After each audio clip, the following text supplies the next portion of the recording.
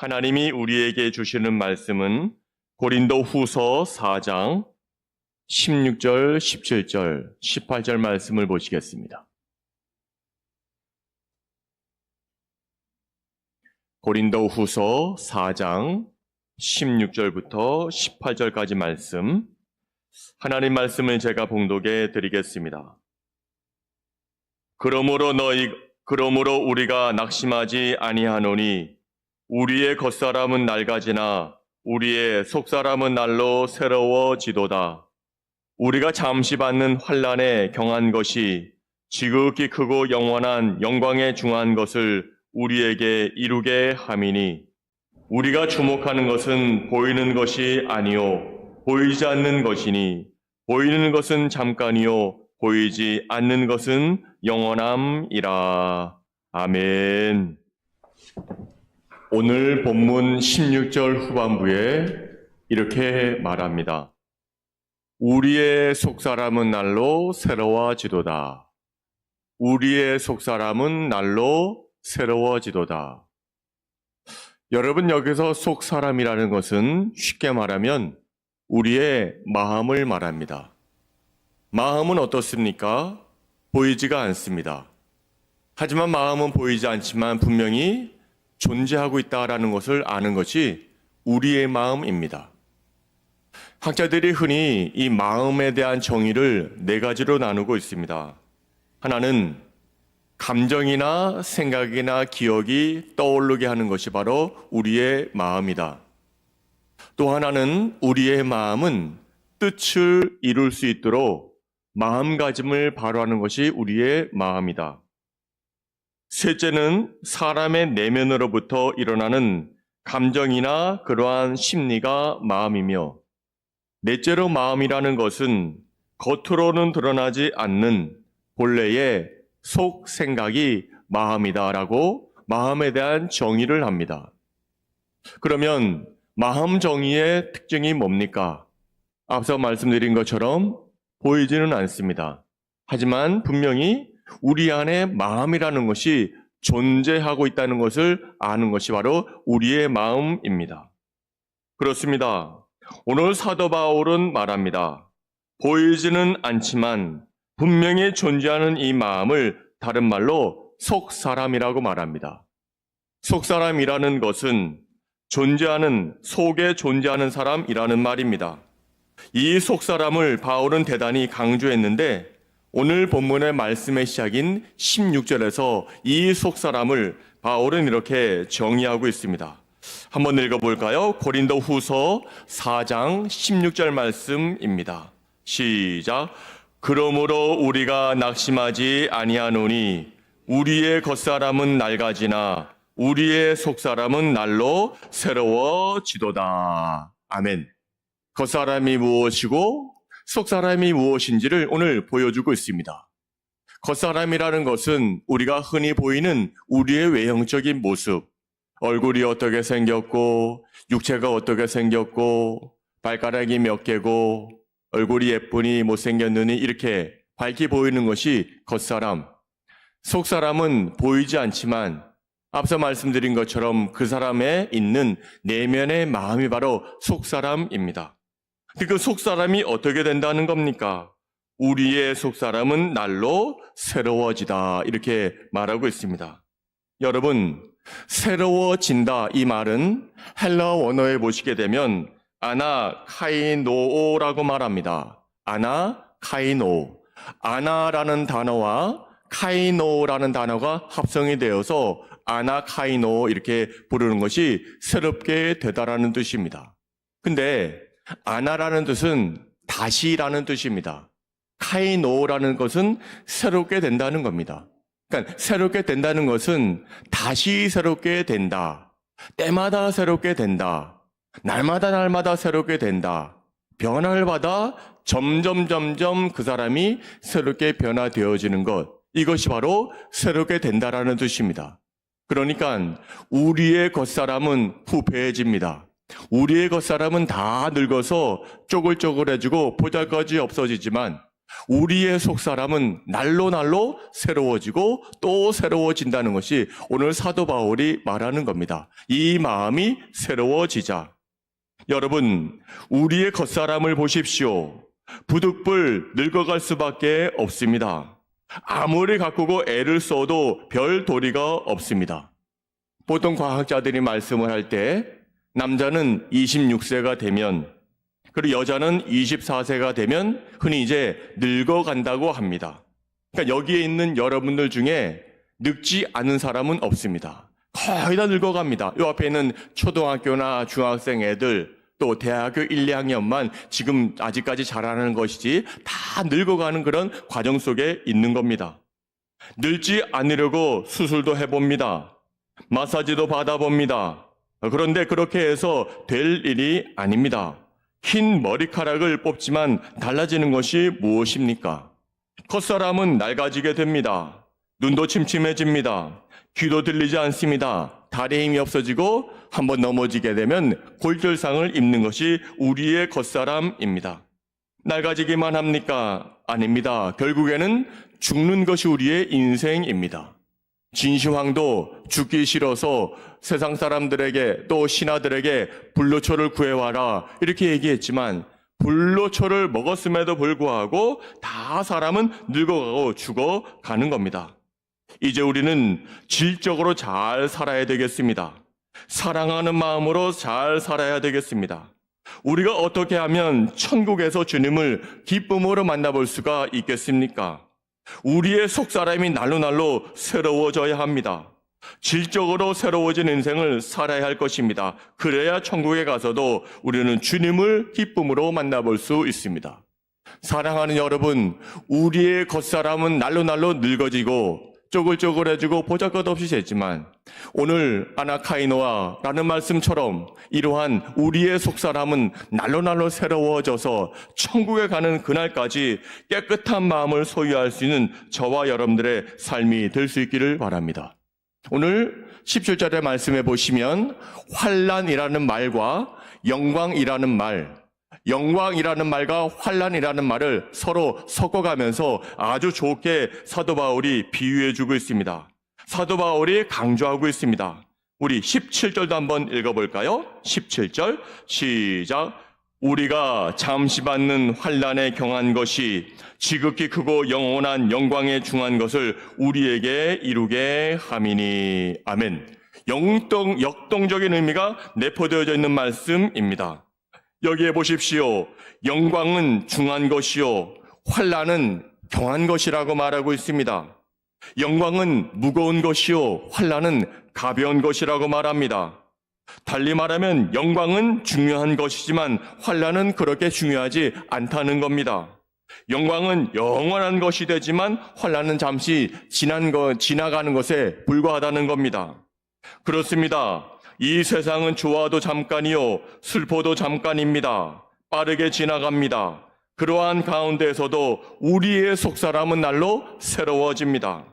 여기에 분명한 것이 있습니다. 속사람은 늙지 않습니다. 그대로입니다.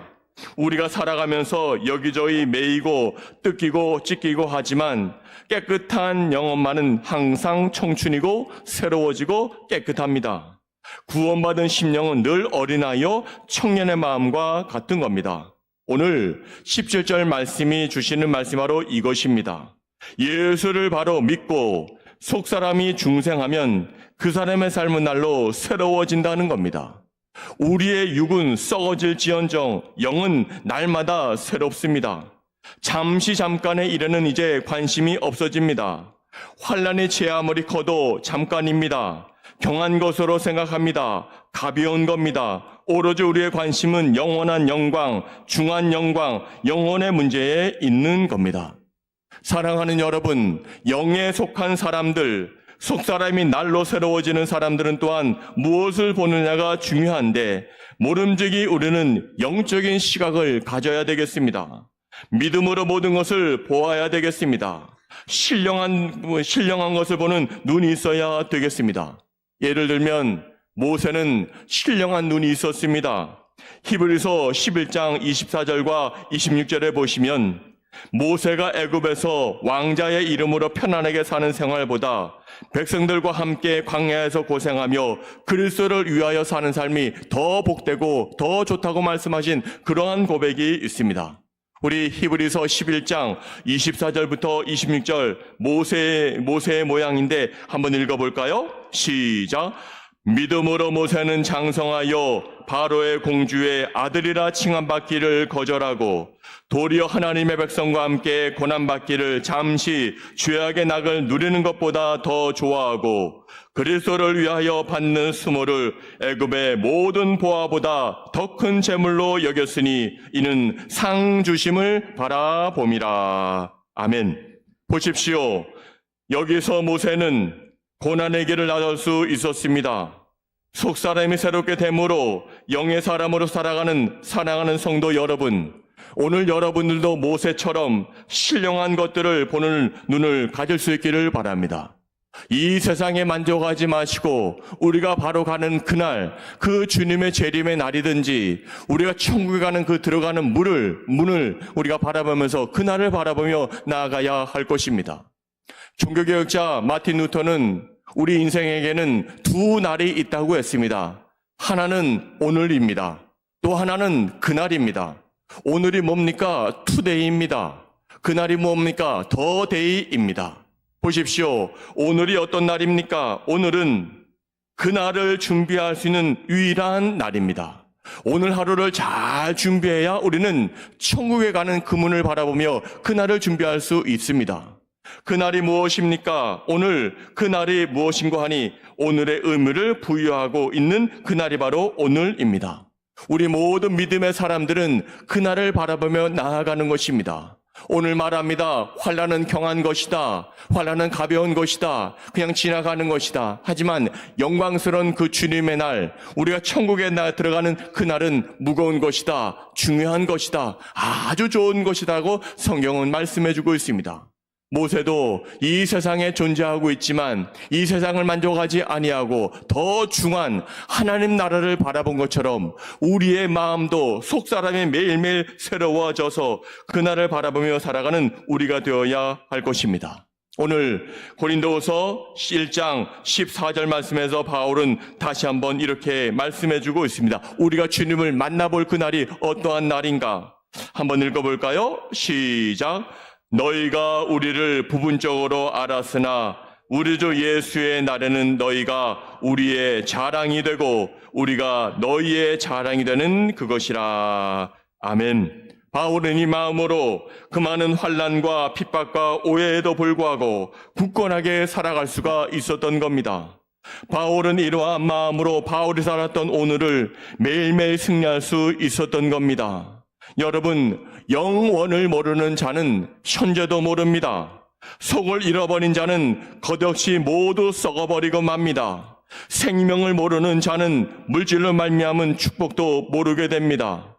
영원한 것을 잃어버릴 때에 현재적인 것도 잃어버리게 됩니다. 하지만 영원을 위하여 사는 자는 현재를 잘 얻을 수 있습니다. 생명을 바로잡고 사는 사람은 현재의 즐거움도 함께 누릴 수 있습니다. 이 세상은 눈 깜짝할 새에 지나가 버립니다. 이제 우리는 우리의 마음을, 우리의 속사람을 저 앞에 마지막 목표에 두고 살아가야 할 것입니다. 그럴 때에 우리는 오늘도 승리하는 삶을 살아갈 수 있는 겁니다. 여러분, 거듭거듭 강조하지만 우리의 겉사람은 낡아집니다. 하지만 속사람은 날로 아나카이노, 매일매일 새롭게 됩니다. 잠시 받는 환난에 경한 것이 지극히 크고 영원한 영광이 중한 것을 누리게 하는 겁니다. 종교개혁자 깔뱅은 세상을 떠나가는 마지막 순간에 로마서 8장 18절 말씀을 적어도 26번이나 암송하고 그는 운명했다고 합니다. 그 유명한 말씀 로마서 8장 18절 말씀 한번 읽어보겠습니다. 시작. 생각하건대 현재의 고난은 장차 우리에게 나타날 영광과 비교할 수 없도다. 아멘. 지금 현재 고난당하고 있지만 그 고난은 장차 우리에게 다가올 영광과 좋게 비교할 수 없을 정도로 하나님 나라는 그렇게 위대하고 뛰어나고 아름답다는 오늘 칼뱅의 이야기입니다. 오늘 우리의 겉사람은 낡아지고 후패해지지만 우리의 속사람은 날로 새로워지는 이 은혜와 이 소망으로 올 한해 승리하며 살아갈 수 있기를 바랍니다. 자, 그렇다면 좀 더 구체적으로 어떻게 하면 우리의 속사람을, 우리의 마음을 날로 새로워질 수 있게 하겠습니까? 두 가지가 있습니다. 첫째는 우리의 마음을 지켜야 되겠습니다. 두 번째는 지켜진 우리의 마음을 하나님에 대한 믿음으로 가득 채워나가야 하겠습니다. 이것이 아나카이노, 날로 새로워지는 비결입니다. 다시 한번요, 우리의 마음을 지켜야 됩니다. 또 하나는 지켜진 마음에 하나님으로 가득 채우는 그런 마음이 있어야 되겠습니다. 첫째, 마음을 지켜야 되는 뜻이 무엇입니까? 마음을 지킨다는 것은 이렇게 중요합니다. 잠언 4장 23절에 보시면 우리의 마음 지킴이 이렇게 중요하다, 이렇게 말했습니다. 한번 보실까요? 시작. 모든 지킬 만한 것 중에 더욱 내 마음을 지키라. 생명의 근원이 이에서 남이니라. 아멘. 여러분, 우리가 인생을 살아가면서 지켜야 할 것들이 굉장히 많습니다. 그 중에 가장 먼저 중요하게 우리의 마음을 지키라는 겁니다. 왜냐하면 그 마음 속에서 그것을 지킬 때 거기서 생명의 근원이 나기 때문이라 말씀하고 있습니다. 생명의 근원이 이에서 남이니라, 이 뜻은 이런 겁니다. 샘이 터져서 그 샘에서 항상 맑은 물이 퐁퐁퐁퐁 솟아나는 것을 말하는 겁니다. 그래서 아무리 걷어내도 흘러차고 넘치는 것이 생명의 근원, 생명이에서 남이라, 이 뜻입니다. 그래서 물이 주변의 모든 것을 다 먹이고 살리고 풍성하게 할 뿐만 아니라 흘러넘쳐서 개울을 이루고 개울이 강이 되고 강이 바다까지 흘러가면서 모든 것들을 살리는 것이 바로 생명의 근원이 이에서 남이라, 마음에서 남이라, 이 뜻을 말하고 있습니다. 사랑하는 여러분, 오늘도 새 사람이 되어서 속마음이 잘 하나님 앞에 온전히 드려짐을 하여서 우리의 마음을 깨끗하게 하고 우리의 마음을 잘 지켜나가는 여러분들의 삶이 되시기를 바랍니다. 그렇다면 이러한 마음을, 우리의 속사람을 어떻게 지켜나가야 되겠습니까? 오늘 하나님이 말씀하실 때 하나님의 말씀을 절대적인 믿음으로 마음을 지켜야 하겠습니다. 우리는 이런 의문을 가질 때가 있습니다. 도대체 예수님의 제자 중에 가룟 유다는 3년 동안 예수님을 따라다니면서 예수님이 행하신 이적과 예수께서 행하신 기적과 물로 포도주를 만드는 이적과 오병이어의 기적과 여러 가지 기적 사건을 봤는데도 불구하고 유다는 오늘 마귀가 예수를 팔라는 생각을 유다에게 넣어 주었을 때 유다는 그것을 마음에 품고 있다가 마귀에게 모든 마음을 다 빼앗길 수 있느냐는 것입니다. 유다가 쉽게 이해가 되지 않습니다. 그러나 그러한 천하의 예수님의 제자 유다라 할지라도 유다가 말씀을 믿음으로 받지 않으니까 유다가 마음이 흔들려서 예수님을 배반했다는 겁니다. 이것이 바로 마음을 지키는 것입니다. 하나님 말씀에 대하여 믿음을 가지고 있어야 그 사람은 마음을 지킬 수 있지만 유다는 그 수많은 이적을 봤지만 그럼에도 불구하고 마귀가 그의 마음을 사로잡으니까 그 마음을 지키지 못하고 하나님에 대한 믿음을 지키지 못하고 예수를 배반하고 예수를 팔아먹고 그는 결국 자살하고 말았습니다. 마음을 지키는 것이 이렇게 중요합니다. 어떻게 새로워질 수가 있습니까? 우리의 마음을 지켜야 되겠습니다. 하나님 말씀을 믿음으로 말미암아 우리의 마음을 지켜야 하겠습니다. 둘째, 우리는 우리의 마음을 새롭게 하기 위해서는 우리가 청결한 삶을 살아가야 하겠습니다. 여러분, 청결이 무엇입니까? 인본주의자들이 말하는 것처럼, 사회주의자들이 말하는 것처럼 우리가 우리의 마음을 비우는 것이 과연 청결입니까? 우리 마음을 깨끗이 하는 것이 과연 청결입니까? 물론 청결입니다. 하지만 더 청결한 것은 그 비운 마음에 하나님으로 꽉 채워지는 인생, 그 사람이 바로 마음이 청결한 자입니다. 아무것도 없다고 거기가 청결하고 거기가 깨끗한 것입니까? 아닙니다. 오히려 그 마음이 비어 있으면 거기는 오히려 귀신의 소굴이 되는 겁니다. 그 예를 마태복음 12장 43절에서 45절에서 이렇게 주님이 예를 들어 주셨습니다. 한번 읽어볼까요? 시작. 더러운 귀신이 사람에게서 나갔을 때에 물 없는 곳으로 다니며 쉬기를 구하되 쉴 곳을 얻지 못하고 이에 이르되 내가 나온 내 집으로 돌아가리라고 와보니 그 집이 비고 청소되고 수리되었거늘 이에 가서 저보다 더 악한 귀신 7을 데리고 들어가서 거하니 그 사람의 나중 형편이 전보다 더욱 심하게 되느니라. 이 악한 세대가 또한 이렇게 되니라. 아멘. 자, 보세요. 어떤 귀신이 어떤 사람 마음속에 있었습니다. 이제 여기에 살기가 귀찮으니까 내가 밖에 나갔습니다. 귀신이 밖에 나가서 돌아다니다 보니까 피곤한 겁니다. 쉴 곳이 없는 겁니다. 그러면서 귀신이 생각하기를 내가 그 사람에게서 나왔는데 다시 한번 들어가 보자. 딱 들어가 보니까 깨끗이 청소되어져 있습니다. 자기가 나올 때는 지저분하고 수리할 것이 많았고 그랬는데 다시 그 사람 속에 들어가 보니까 깨끗해졌습니다. 혼자 누리기가 아까운 겁니다. 그러니까 자기와 똑같은 마음을 가진 귀신 7을 데리고 와서 그 마음을 더 더럽게 했습니다.